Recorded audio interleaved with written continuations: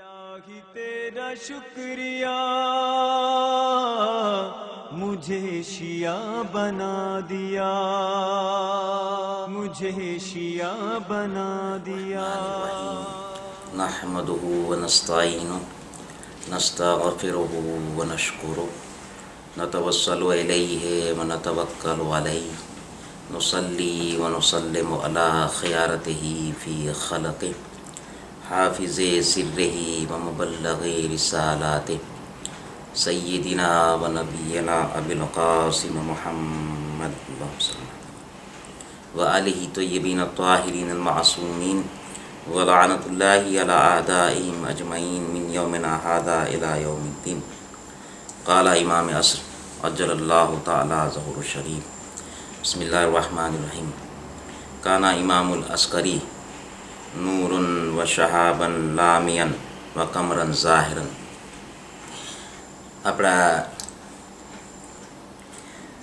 इमाम ज़माना अज्जलल्लाहु तआला ज़हुरु शरीफ बयान फरमावे छे, इरशाद फरमावे छे पोताना बाबा અને જદના બારામાં।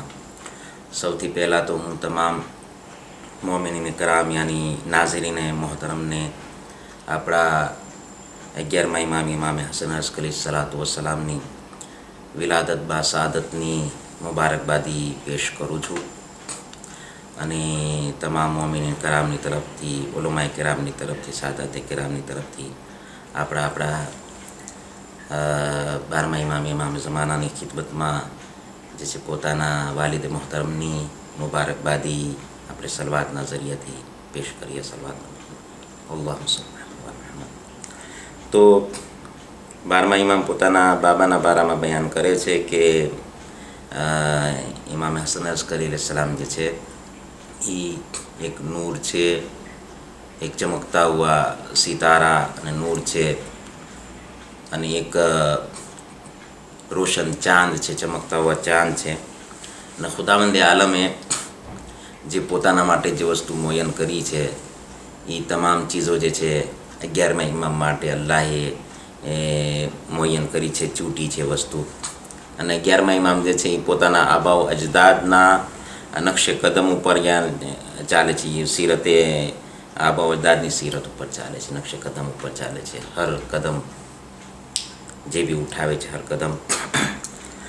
તો થોડીક ઇમામે આપણા 11મા ઇમામની સીરતના બારામાં આપણે બયાન કરી, કારણ કે આપણને વધારે પડતી 2 ઇમામ, 3 ઇમામ યા 4 ઇમામ યાની પંજતન પાક સુધીની સીરત તકરીબન મોમિનીને કરામને ખબર હોય છે કે ઇમામની જિંદગી શું હતી, યાની પહેલા ઇમામની જિંદગી શું હતી, વિલાદત, શહાદત યા બીજા જે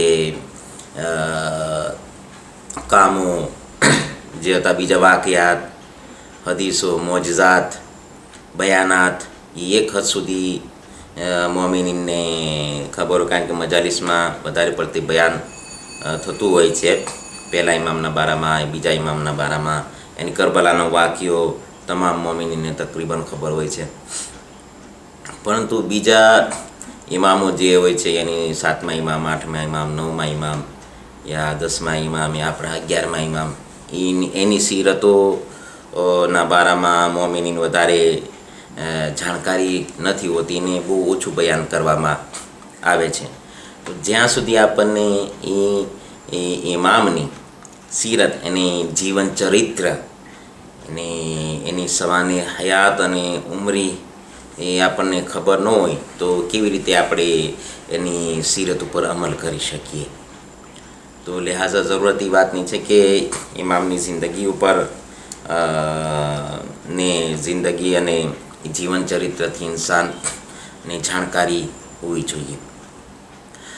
11મા ઇમામની વિલાદત બા સાદત 232 હિજરીમાં થાય છે મદીના મુનવ્વરામાં, ને એની વાલિદા મોહતરમનું નામ જનાબે હદીસા ખાતુન, ઉમ્મુલ વલદ વગેરે ઘણા બધા ઇસ્મથી એને યાદ કરવામાં આવે છે, નામ હોય છે। અને 10મા ઇમામ ઇમામ અલી નકી अलैहिस्सलातु वस्सलाम જે છે એ વાલિદ મોહતરમ ને ઇમામ હસન અસ્કરી अलैहिस्सलाम ની ઉમ્ર મુબારક તકરીબન 28 વર્ષની ઉંમર ઇમામની હોય છે. 232માં વિલાદત થાય છે અને 260 હિજરીમાં ઇમામની શહાદત થાય છે. મોતમિદ અબ્બાસીના દૌરમાં ઇમામની શહાદત થાય છે. ઇમામ અલૈહિસ્સલામ તકરીબન 22 વર્ષની ઉંમર ઇમામની હોય ને 10મા ઇમામની શહાદત થઈ જાય છે ને ઇમામ મનસબે ઇમામત ઉપર ફાઇઝ થાય છે 22 વર્ષની ઉંમરમાં. કુલ ઇમામ અલૈહિસ્સલામને 6 વર્ષ મળે છે, 6 વર્ષ ઉંમરે ઇમામતની, કે જે ઇમામતના ફરાઇઝ અને કામોને કાર્યોને અંજામ દે છે. એ 6 વર્ષની ઉંમરની અંદર બી ઇમામ તકરીબન 3 વર્ષ કેદખાના અને જિંદાનમાં પસાર કરે છે. ફક્ત 3 જ વર્ષ ઇમામને તબલીગનો યા જે કામે ઇમામતની જે જિમ્મેદારી હોય છે એનો મોકો ઇમામને મળે છે. એ 3 વર્ષની ઉંમરમાં ઇમામે કેટલું બધું કામો, કેટલા બધા કાર્યોને અંજામ દીધા છે. યાની એક હુજ્જતે ખુદા, અલ્લાહના હુજ્જતની હિફાજત બી કરવાની છે, નૂરે ઇલાહીની હિફાજત કરવાની છે, કે જે દુશ્મનાને દીન અને દુશ્મનાને ઇસ્લામ જે હોય છે એ અલ્લાહના નૂરને બુઝાવવાની કોશિશ કરે છે. ત્યાં સુધી કે 11મા ઇમામ સુધી તો એ લોકોએ મસન અલ્લાહના હુજ્જતને શહીદ કરી નાખે છે, કોઈને ઝહેર દઈને, કોઈને મસન તલવારથી શહીદ કરી નાખે છે. એ લોકો તલાશમાં હોય છે. જેમાં નમરૂદ બી નહોતો ચાહતો કે નબી ઇબ્રાહીમ દુનિયામાં આવે. કેટલા બધા બચ્ચાઓને કત્લ કરાવી નાખ્યા હતા. મૂસા ઓલા ફિરોને બી કેટલા બધા બચ્ચાઓને કત્લ કરાવી નાખ્યા હતા. તો બી મસલત પરવરદિગાર હતી કે એ જનાબે મૂસા પૈગંબરને ફિરોનના જ દરબારમાં અલ્લાહ મસન મોકલી દે છે ને ફિરોન જ જે છે જનાબે મૂસાની પરવરિશ કરે છે. તો આ દુશ્મના જમાના ચાહતો હતો કે એની 12મા નાયબ દુનિયામાં ના આવે, એને બુજાવવાની કોશિશ કરતા હતા. તો ઇમામની જિમ્મેદારી હતી કે એની બી હિફાજત કરે, તહફ્ફુઝ કરી. 3 વર્ષની અંદર કેટલું બધું કામ ઇમામ અલૈહિસ્સલામ 11મા ઇમામે કર્યું છે. ને બહુ ઓછા મોમિન બહુ ઓછા હતા કે જે ઇમામની ઝિયારત કરી શકતા હતા. એ 3 વર્ષની ઉંમરમાં ઇમામના મસન અકવાલ બી છે, કોલો બી છે, ઇમામની હદીસો બી છે, ઇમામને કરામત બી છે, ઇમામના મોજઝા બી છે. એ 3 વર્ષમાં કેટલું બધું કામ ઇમામે અંજામ દીધું છે. તફસીર કુરાન બી ઇમામે લખ્યા છે, કિતાબે ખુદાની તફસીર બી મસન ઇમામ લખ્યા છે, દીનની હિફાજત બી કરે છે. બહુ ઓછા લોકો મોમિનીન ઇમામથી મુલાકાત કરી શકતા હતા.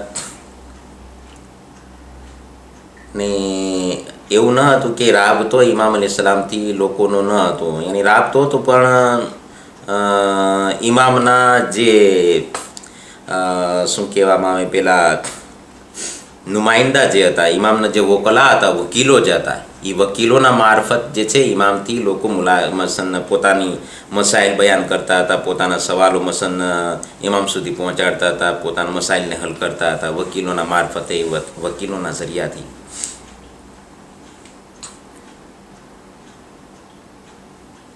મસન ઇમામની મુલાકાત માણસો કરી શકતા. યા ઇમામ ઘરેથી બહાર નીકળતા હોય, સવારી ઉપર સવાર હોય તો લોકો જુએ. અગર માણસોને ખબર હોય તો એ મુલાકાત કરી શકતા હતા, ઇમામની ઝિયારત કરી શકતા હતા. બાકી ને આ એટલા માટે આ ચીજો હતી કે કારણ કે એક ગૈબતે કુબરા યા ગૈબતે સુગરાનું દોર શરૂ થવાનું હતું, ગૈબતે કુબરાનું દોર શરૂ થવાનું હતું. ઇમામ 12મા ઇમામ પડદાએ ગૈબમાં જવાના હતા. લિહાઝા પહેલાંથી એવી તૈયારી યાની કરવામાં આવે કે મોમિનીને કિરામ જે હોય યાની શિયાની અહેલે બેતના જે ચાવાવાળા હોય એ અચાનક અગર ઇમામ ગૈબતે કુબરા ઇખ્તિયાર કરી લે તો લોકો હેરાન અને પરેશાન ન થઈ જાય. લોકોની આદત યાની હોય ધીરે ધીરે. લિહાઝા 9મા ઇમામથી લઈને તે જે છે ઇમામ જે છે લોકોથી બહુ ઓછા માણસોથી મુલાકાત કરતા હતા. 9મા ઇમામથી લઈને 10મા ઇમામની જિંદગી છે. 11મા ઇમામને તો બહુ ઓછું સમય મળ્યો છે. તો એ સમયની અંદર ઇમામ પોતાની જિમ્મેદારી કેટલી નિભાવી છે ઇમામ અલૈહિસ્સલામે, એમાંથી એક કરામત એમને મોજિઝો એ છે કે ખલીફા અબ્બાસી જે હોય છે, મોતમિદ અબ્બાસીના જમાનામાં કહેત પડે છે. જ્યારે કહેત પડે છે, વરસાદ નથી આવતો, તો બધા મુસલમાન જાય છે ને ઇસ્લામનું હુકમ છે કે ત્યારે જે છે માણસને નમાઝ ઇસ્તસ્કા 2 રકાત નમાઝ ઇસ્તસ્કા પડે, જેથી બારાને રહેમત ઇન્શાઅલ્લાહ તાલા નાઝિલ થાય ને તમામ મોમિનીન જમા થાય એક જગ્યા ઉપર ઈદગાહમાં જાય, નમાઝ ઇસ્તસ્કા પડે. મુસલમાન બધાએ ગયા, નમાઝ પડી, ઇબાદત કરી, પરંતુ કંઈ બારાન વરસાદ નાઝિલ નથી. તો એ સમયમાં એક જાસલીક એની યહૂદી એ જાય છે પોતાના અમુક સાથીઓને લઈને જંગલમાં જઈને બંને હાથોને જ્યારે આસમાનની તરફ ઉઠાવે છે તો વાદળો ઘેરાય છે. વાદળો ઘેરાઈને વરસાદ આવે છે, એટલું બધું વરસાદ આવે છે. જ્યારે એ મસના હાથ ઉઠાવે છે ત્યારે વાદળો ઘેરાય છે ને વરસાદ નાઝિલ થાય. તો લોકોના ઈમાન, એ લોકો પોતાની મઝહબની હક્કાનિયત માટે આ દલીલ રાખે છે કે જો અમારો મઝહબ જે છે યાની હક છે, સાચો છે, અમે જો દુઆ કરીએ છીએ તો વરસાદ નાઝિલ થાય છે, અને મુસલમાનો જે દુઆ કરે છે વરસાદ નથી આવતો. તો અમુક જે કમજોર અકીદાવાળા લોકો હોય છે તે લોકો એના ઈમાન ડગમગાઈ જાય છે, અને ઘણા ખરા હોય છે જેનું ઈમાન અઝીઝાન મોહતરમ કમજોર હોય ત્યારે આવી બાબતો જ્યારે એ લોકોની સામે જાહેર થાય છે તો પોતે ડગમગાઈ જાય છે ને એ બીજી તરફ બી જતા રહે છે ને અલ્લાહને છોડીને બી બીજાને તસ્લીમ કરવા માટે તૈયાર થઈ જાય છે. જેમ કે હોય છે કે ઇન્સાન, કોઈ બી ઇન્સાન હોય, પોતાના નફ્સને અગર કંટ્રોલમાં કરી નાખી, એની નફ્સની મુખાલફત કરે તો એ ઇન્સાનની એવી તાકાત, એવી શક્તિઓ આવી જાય છે કે કોઈ બી એવું કે જે આમ માણસ કોઈ કામ અંજામ નથી દઈ શકતો, અજીબો ગરીબ કાર્યો એના હાથથી અંજામ થાય છે. એ જે બી ચાહે છે અમુક એવા અજીબો ગરીબ કામો કરતા હોય છે, તો લોકો એમાં ફસાઈ જાય છે અને વિચાર કરે છે કે આને આપણે કહેવામાં આવે કે આ આપણું મસલાને, આપણી પરેશાનીને આ દૂર કરી નાખે. તો હત્તા કે ઇન્સાન યાની સાચો માર્ગ, સચ્ચો રસ્તો છોડીને જાદુના ચુંગલોમાં બી ફસાઈ જાય છે માણસો કે આ જાદુ કરે છે, આ કરે છે, સારું કામ કરે છે, આપણે આને કહીએ આપણું કામને ઉપર લાવશે, આપણે દુકાનમાં પરેશાની છે, બીજી વસ્તુમાં પરેશાની છે, પરેશાની દૂર થઈ જશે, માલામાલ થઈ જશું. તો ઇન્સાન જે છે યાની જ્યારે ઈમાન એનું મજબૂત ન હોય તો જ્યાં એનો ફાયદો જોઈએ, જેમ કે માણસ બીમાર હોય તો મરીઝને કહેવામાં આવે ફલાણી જગ્યા ઉપર ડૉક્ટર સારો છે, તો એ પોતાની બીમારી સારી કરવા માટે એ ડૉક્ટર પાસે જાય, પછી બીજા ડૉક્ટર પાસે જાય, ત્રીજા ડૉક્ટર પાસે જાય. તો એ લોકો ફક્ત મઝહબને એટલા માટે અમુક માણસો માનતા હોય જેનું ઈમાન મજબૂત ન હોય, એની પોતાની પરેશાનીઓ અને મુશ્કેલાતનો મઝહબ હલ કરી નાખે.